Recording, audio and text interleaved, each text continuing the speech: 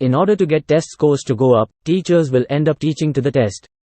Now, that approach can work. Test results often do go up. But it fails the fundamental goal of education, to prepare students to succeed over the long term. So given these obstacles, what can we do to transform the way we transform organizations? So rather than being exhausting, it's actually empowering and energizing. To do that, we need to focus on 5 strategic imperatives, all of which have one thing in common: putting people first. The first imperative for putting people first is to inspire through purpose. Most transformations have financial and operational goals. These are important and they can be energizing to leaders, but they tend not to be very motivating to most people in the organization. To motivate more broadly, the transformation needs to connect with a deeper sense of purpose. Take Lego. The Lego Group has become an extraordinary global company. Under their very capable leadership, they've actually undergone a series of transformations. While each of these has had a very specific focus, the North Star, linking and guiding all of them, has been Lego's powerful purpose.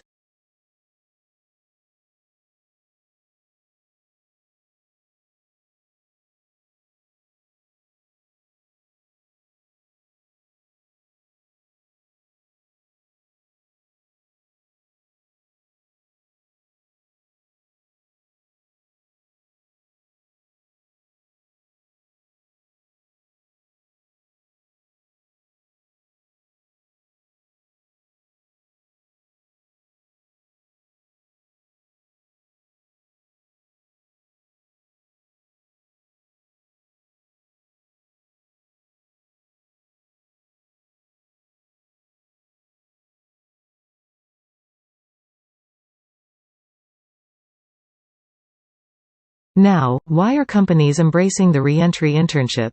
Because the internship allows the employer to base their hiring decision on an actual work sample instead of a series of interviews, and the employer does not have to make that permanent hiring decision until the internship period is over. This testing out period removes the perceived risk that some managers attach to hiring relaunchers, and they are attracting excellent candidates who are turning into great hires. Think about how far we have come. Before this, most employers were not interested in engaging with relaunchers at all. But now, not only are programs being developed specifically with relaunchers in mind, but you can't even apply for these programs unless you have a gap on your resume. This is the mark of real change, of true institutional shift, because if we can solve this problem for relaunchers, we can solve it for other career transitioners too. In fact, an employer just told me that their Veterans Return to Work program is based on their re-entry internship program. And there's no reason why there can't be a retiree internship program. Different pool, same concept.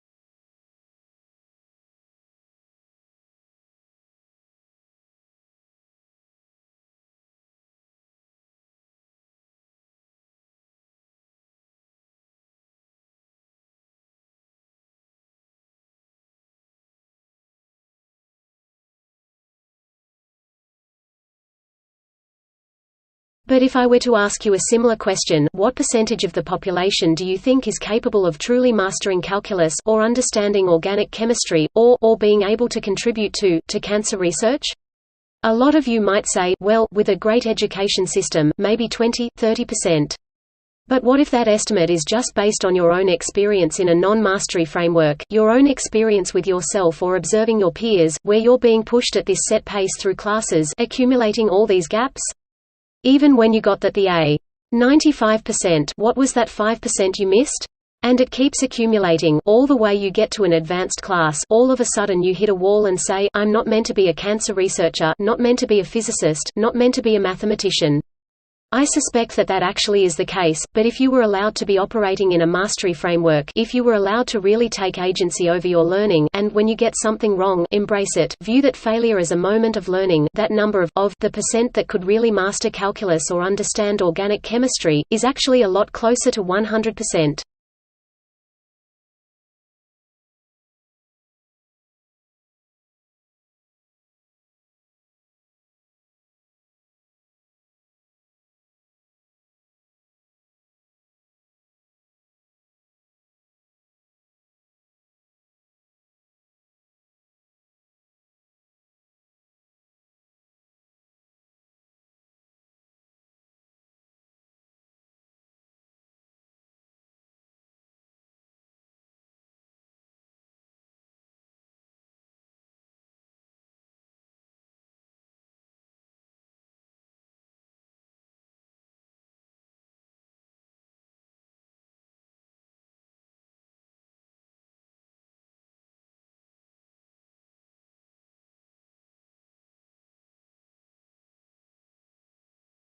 Let's unfold the realm of literature and its profound impact on society.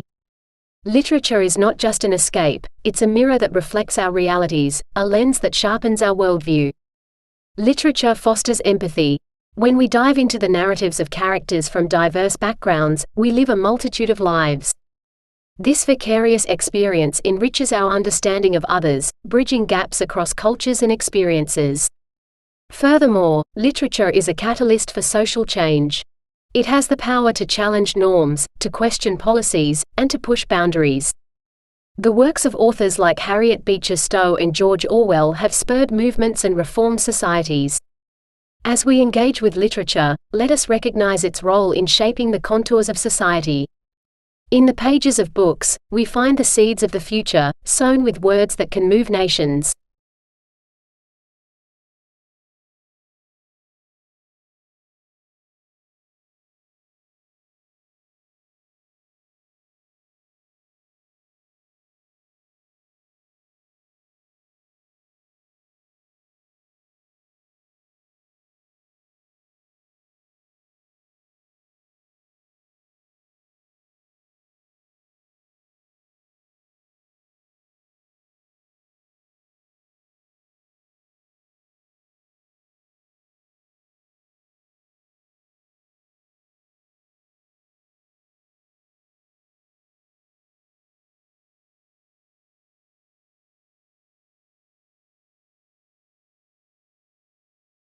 Right now, I would like to talk about the global market, a dance floor where nations, large and small, move to the rhythm of supply and demand.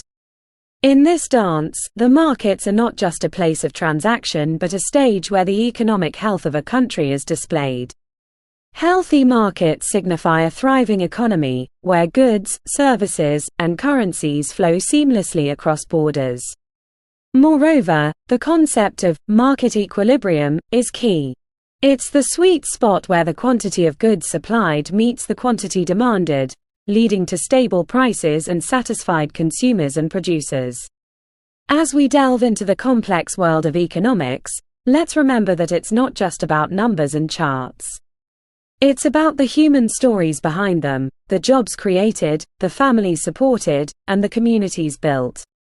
Understanding the markets equips us with the tools to contribute to an economy that serves everyone.